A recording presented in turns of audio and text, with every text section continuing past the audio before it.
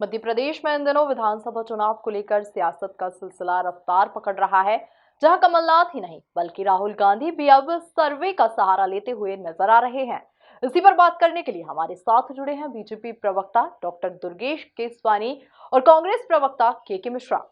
देखिए, जब आप पूर्व में 2018 में वक्त के बदलाव की कमलनाथ जी बात करके जब सरकार बनाई थी, तो इनके जो कोर इश्यूज थे, चुनाव कर्ज माफी का, अपना युवाओं को भत्ता देने का, कन्यादान योजना, अनेकों अनेक ऐसे 973 वचन उन्होंने दिए, पर एक भी वचन पूरा नहीं कर पाए।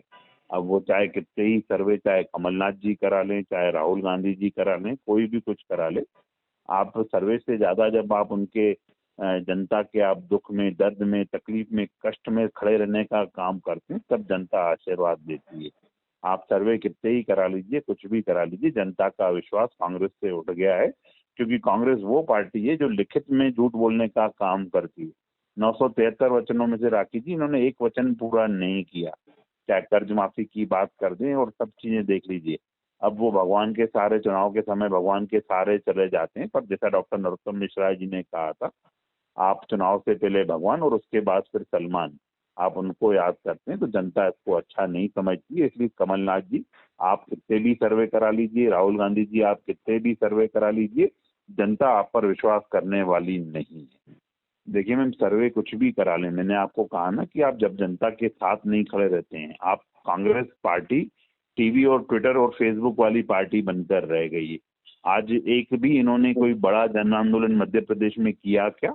एक भी जगह 230 विधानसभाओं में से कहीं किसी एक सीट पर जाके इन्होंने जनता की आवाज उठाई क्या? नहीं।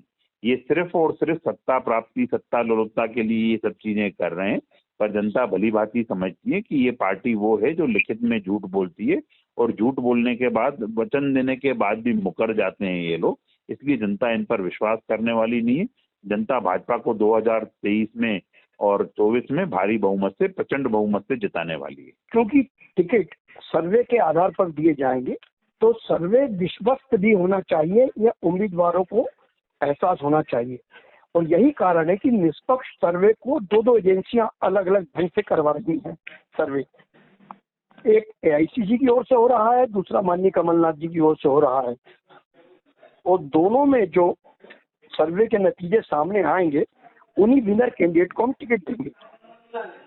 देखिए, चुनाव जीत की संभावनाओं पर लड़ा जा रहा है, और न केवल संभावनाएं बल्कि दृढ़ निश्चय प्रतिज्ञा के आधार पर लड़ा जा रहा है। और यदि हम सर्वे को आधार मान रहे हैं, तो वो सर्वे निष्पक्ष होना चाहिए, तो उसकी निष्पक्षता प्रतिबिंबित हो, इसलिए अलग अलग एजेंसियां उस सर्वे को कर रही हैं, ताकि योग्य व्यक्ति का चयन हो और किसी के साथ अन्याय भी ना हो और हमारी जीत भी सुनिश्चित हो सके।